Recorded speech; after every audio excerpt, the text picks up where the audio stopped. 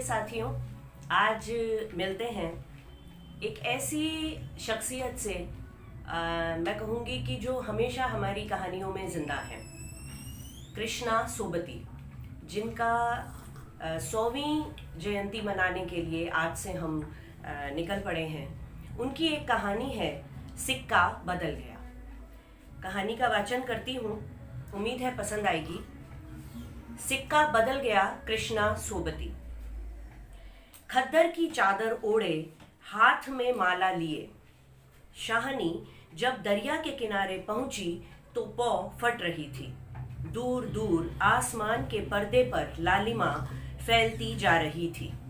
शाहनी ने कपड़े उतार कर एक और रखे और श्री राम करती पानी में हो ली।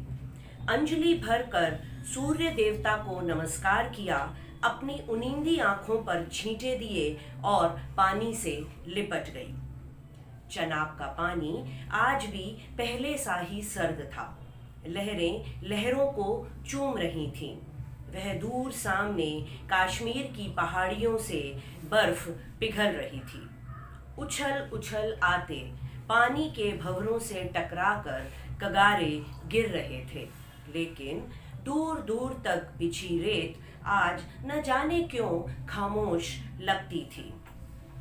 शाहनी ने कपड़े पहने, इधर उधर देखा, कहीं किसी की परछाई तक ना थी, पर नीचे रेत में अगणित पांव के निशान थे। वह कुछ सहम सी उठी। आज इस प्रभात की मीठी नीरवता में न जाने क्यों कुछ भयावना सा लग रहा था।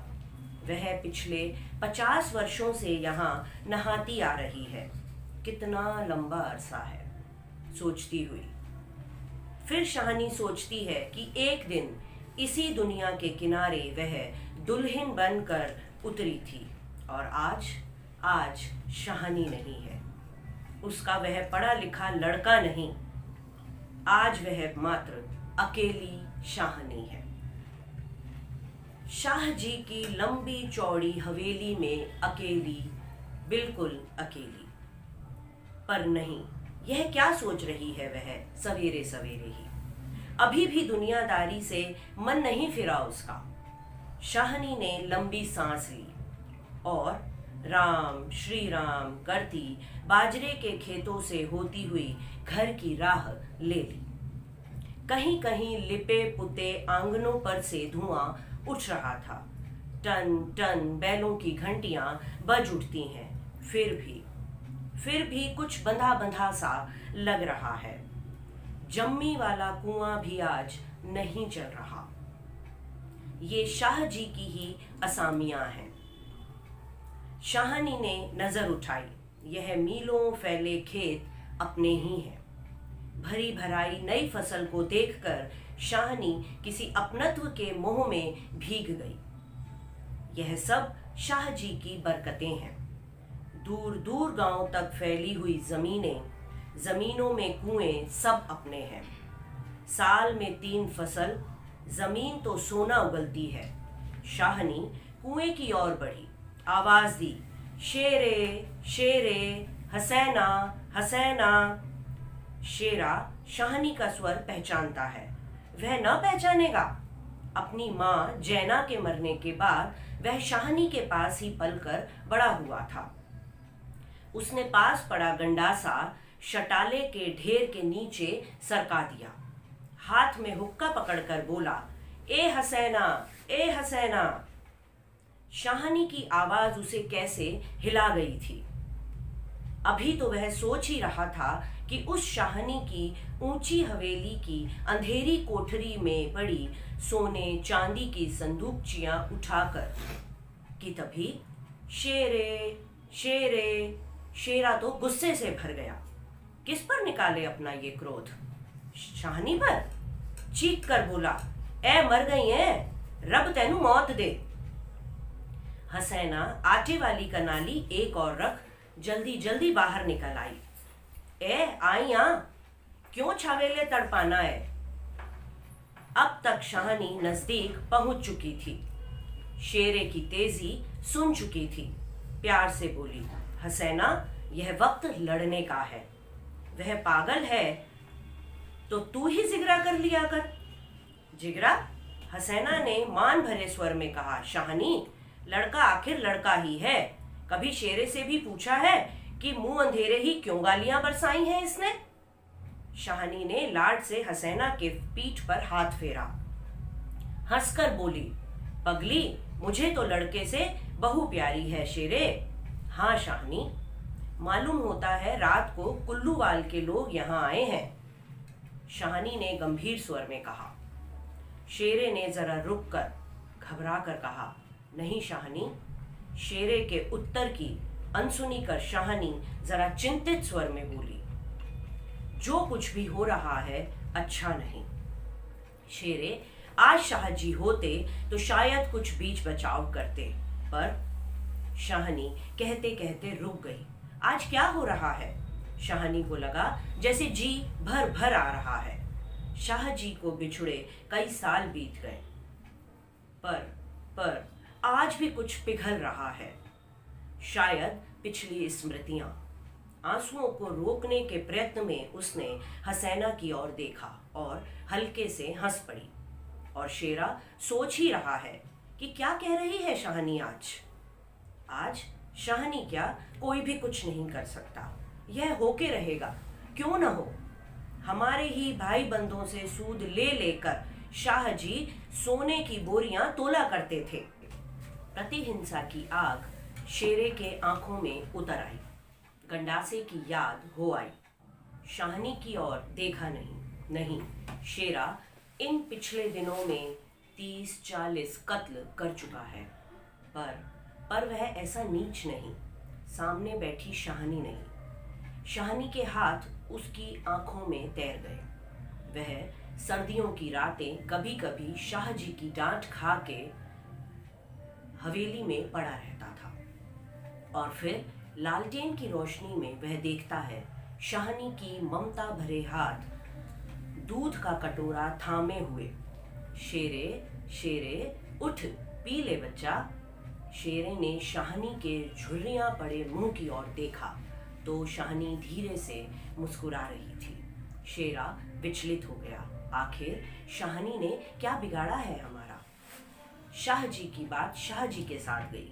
वह शाहनी को जरूर बचाएगा, लेकिन कल रात वाला मशवरा, वह कैसे मान गया था फिरोज की बात? सब कुछ ठीक हो जाएगा, सामान बांट लिया जाएगा। शाहनी, चलो तुम्हें घर तक छोड़ाऊं। शाहनी उठ खड़ी हुई, किसी गहरी सोच में चलती हुई। शाहनी के पीछे पीछे मजबूत कदम उठाता शेरा चल रहा है। शंकित सा इधर उधर देखता जा रहा है। अपने साथियों की बातें उसके कानों में गूंज रही है। पर क्या होगा शाहनी को मारकर? शाहनी, हाँ शेरे। शेरा चाहता है कि सिर पर आने वाले खतरे की बात कुछ तो शाहनी को बता दे, मगर वह कहे कैसे? शाहनी ने सिर ऊंचा किया। आसमान धुएं से भर गया था। शेरा जानता है यह आग है। जबलपुर में आज आग लगनी थी, लग गई। शाहनी कुछ ना कह सकी। उसके नाते रिश्ते सब वही हैं। हवेली आ गई। शाहनी ने शून्य मन से ड्योढ़ी में कदम रखा। शेरा कब लौट गया उसे कुछ पता नहीं। दुर्बल सी देह और अकेली, बिना किसी सहारे के। न जाने कब तक वहीं पड़ी रहेगी शाहनी। दोपहर आई और चली गई। हवेली खुली पड़ी है। आज शाहनी नहीं उठ पा रही, जैसे उसका अधिकार आज स्वयं ही उससे छूट रहा है। शाहजी के घर की मालकिन, लेकिन नहीं, आज मुंह नहीं हट रहा, मानो पत्थर हो गई हो। पड़े पड़े सांझ हो गई, पर उठने की बात फिर भी नहीं सोच पा रही। अचानक रसूली की आवाज सुनकर चौंक उठी। शाहनी, सुनो, ट्रकें आती हैं लेने। ट्रकें? शाहनी इसके सिवाय और कुछ ना कह सकी। हाथों ने एक दूसरे को थाम लिया। बात की बात में खबर गांव भर में फैल गई। बीबी ने अपने विकृत कंठ से कहा, शाहनी, आज तक कभी ऐसा ना हुआ, ना कभी सुना। गजब हो गया, अंधेर पड़ गया। शाहनी मूर्तिवत वहीं खड़ी रही। नवाब बीबी ने स्नेह सनी उदासी से कहा, शाहनी, हमने तो कभी ना सोचा था। शाहनी क्या कहे कि उसी ने ऐसा सोचा था। नीचे से पटवारी बेगू और जेलदार की बातचीत सुनाई दी। शाहनी समझी कि वक्त आन पहुंचा है। मशीन की तरह नीचे उतरी पर ड्यूटी न लांघ सकी। किसी गहरी, बहुत गहरी आवाज से पूछा, कौन है? कौन है वहां? कौन नहीं है आज वहां? सारा गांव है जो उसके इशारे पर नाचता था कभी। उसकी असामियां हैं जिन्हें उसने अपने नाते रिश्तों से कभी कम नहीं समझा। लेकिन नहीं, आज उसका कोई नहीं। आज वह अकेली है। यह भीड़ की भीड़, उनमें कुल्लू वाट के जाट। वह क्या सुबह ही न समझ गई थी? बेगू पटवारी और मसीत के मुल्ला इस्माइल ने जाने क्या सोचा। शाहनी के निकट आ खड़े हुए। बेगू आज शाहनी की ओर देख नहीं पा रहा। धीरे से जरा गला साफ करते हुए कहा, शाहनी, रब ने यही मंजूर सी। शाहनी के कदम डोल गए, चक्कर आया और दीवार के साथ लग गई। इसी दिन के लिए छोड़कर गए थे शाहजी उसे। बेजान सी शाहनी की ओर देखकर बेगू सोच रहा है, क्या गुजर रही है शाहनी पर। मगर क्या हो सकता है, सिक्का बदल गया है। शाहनी का घर से निकलना छोटी सी बात नहीं। गांव का गांव खड़ा है, हवेली के दरवाजे से लेकर उस दायरे तक जिसे शाहजी ने अपने पुत्र की शादी में बनवा दिया था। तब से लेकर आज तक सब फैसले, सब मशवरे यहीं होते रहे हैं। इस बड़ी हवेली को लूट लेने की बात भी यहीं सोची गई थी। यही नहीं कि शाहनी कुछ न जानती हो, वह जानकर भी अनजानी बनी रही। उसने कभी बैर नहीं जाना, किसी का बुरा नहीं किया, लेकिन बूढ़ी शाहनी यह नहीं जानती थी कि सिक्का बदल गया है। देर हो रही थी। थानेदार दाऊद खां जरा अकड़ कर आगे आया और ड्योढ़ी पर खड़ी जड़ निर्जीव छाया को देखकर ठिठक गया। वही शाहनी है जिसके शाहजी उसके लिए दरिया के किनारे खेमे लगवा दिया करते थे। यह तो वही शाहनी है जिसने उसकी मंगेतर को सोने के कनफूल दिए थे मुंह दिखाई में। अभी उसी दिन जब वह लीग के सिलसिले में आया था तो उसने उद्दंडता से कहा था, शाहनी, भागोवाल मसीत बनेगी, 300 रुपया देना पड़ेगा। शाहनी ने अपने उसी सरल स्वभाव से 300 रुपये दिए थे। और आज शाहनी ड्योढ़ी के निकट जाकर बोला, देर हो रही है। शाहनी, शाहनी, धीरे से, कुछ साथ रखना हो तो रख लो। कुछ साथ बांध लिया है, थोड़ा सोना, चांदी। शाहनी अस्फुट सर से बोली, सोना, चांदी? जरा ठहर कर सादगी से कहा, सोना, चांदी? बच्चा, वह सब तुम लोगों के लिए है। मेरा सोना तो एक एक जमीन में बिछा है। दाऊद खां लज्जित सा हो गया। शाहनी, तुम अकेली हो, अपने पास कुछ होना जरूरी है। कुछ नकदी ही रख लो, वक्त का कुछ पता नहीं। वक्त? शाहनी अपनी गीली आंखों से हंस पड़ी। दाऊद खां, इससे अच्छा वक्त देखने के लिए क्या मैं जिंदा रहूंगी? किसी गहरी वेदना और तिरस्कार से कह दिया शाहनी ने। दाऊद खां निरुत्तर है। साहस कर बोला, शाहनी, कुछ नकदी जरूरी है। नहीं बच्चा, मुझे इस घर से। शाहनी का गला रुंध गया।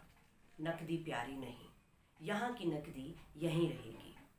शेरान खड़ा गुजरा कि हो ना हो कुछ मार रहा है शाहनी से। खां साहब, देरी हो रही है। शाहनी चौंक पड़ी। देर मेरे घर में? मुझे देर? आंसुओं की भंवर में न जाने कहाँ से विद्रोह उमड़ पड़ा। मैं पुरखों के इस बड़े घर की रानी और यह मेरे ही अन्न पर पले हुए। नहीं, यह सब कुछ ठीक नहीं। ठीक है, देर हो रही है, पर नहीं, शाहनी रो रो कर नहीं, शान से निकलेगी इन पुरखों के घरों से। मान से लागेगी इस देहरी को, जिस पर एक दिन वह रानी बनकर आ खड़ी हुई थी। अपने लड़खड़ाते कदमों को संभाल कर शाहनी ने दुपट्टे से आंखें पोंछी और ड्योढ़ी से बाहर हो गई। बड़ी बूढ़ियां रो पड़ी। किसकी तुलना हो सकती थी इसके साथ? खुदा ने सब कुछ दिया था, मगर दिन बदले, वक्त बदले। शाहनी ने दुपट्टे से सिर ढांपकर अपनी धुंधली आंखों में से हवेली को अंतिम बार देखा। शाह जी के मरने के बाद भी जिस कुल की अमानत को उसने सहेज कर रखा, आज वह उसे धोखा दे गई। शाहनी ने दोनों हाथ जोड़ लिए। यही अंतिम दर्शन था, यही अंतिम प्रणाम था। शाहनी की आंखें फिर कभी इस ऊंची हवेली को देख ना पाएंगी। प्यार ने जोर मारा, सोचा एक बार घूम घूम कर पूरा घर क्यों नहीं देख आई। मैं देख ही आती। जी छोटा हो रहा है, पर जिनके सामने हमेशा बड़ी बनी रही है, उसके सामने वह छोटी ना होगी। इतना ही ठीक है, बस हो चुका। सिर झुकाया। ड्योढ़ी के आगे कुलवधू की आंखों से निकलकर कुछ बूंदें चू पड़ी। शाहनी चल दी। ऊंचा सा भवन पीछे खड़ा रह गया। दाऊद खां, शेरा, पटवारी, जेलदार और छोटे बड़े बच्चे, बूढ़े मर्द, औरतें सब पीछे पीछे। ट्रकें अब तक भर चुकी थी। शाहनी अपने को खींच रही थी। गांव वालों के गलों में जैसे धुआं उठ रहा है। खूनी शेरे का दिल टूट रहा है। दाऊद खां ने आगे बढ़कर ट्रक का दरवाज़ा खोला। शाहनी बढ़ी। इस्माइल ने आगे बढ़कर भारी आवाज़ से कहा, शाहनी कुछ कह जाओ। तुम्हारे मुंह से निकली असीस झूठी नहीं होती। और अपने साफे से आंखों का पानी पोंछ लिया। शाहनी ने उठती हुई हिचकी को रोककर रुंधे रुंधे से कहा, रब तुआनो सलामत रखे बच्चा, खुशियां बख्शे। वह छोटा सा जनसमूह रो दिया। जरा भी दिल में मैल नहीं शाहनी के, और हम शाहनी को नहीं रख सके। शेरे ने बढ़कर शाहनी के पैर छुए। शाहनी कुछ कर नहीं सकता था, नहीं तो मैं जरूर करता। राज भी पलट गया। शाहनी ने कांपता हुआ हाथ शेरे के सर पर रखा और रुक रुक कर कहा, तेनू भाग जगण चलना, यानी तेरे भाग्य जागे। दाऊद खां ने हाथ का संकेत दिया। कुछ बूढ़ियां शाहनी के गले लगीं और ट्रक चल पड़ी। अन्न जल उठ गया। वह हवेली, नई बैठक, ऊंचा चौबारा, बड़ा पसार एक एक करके घूम रहे हैं शाहनी की आंखों में। कुछ पता नहीं ट्रक चल दिया है या वह स्वयं चल रही है। आंखें बरस रही हैं। दाऊद खां विचलित होकर देख रहा है इस बूढ़ी शाहनी को। कहाँ जाएगी अब वह? शाहनी, मन में मैल न लाना। कुछ कर सको तो उठना, और नहीं तो वक्त ही ऐसा है।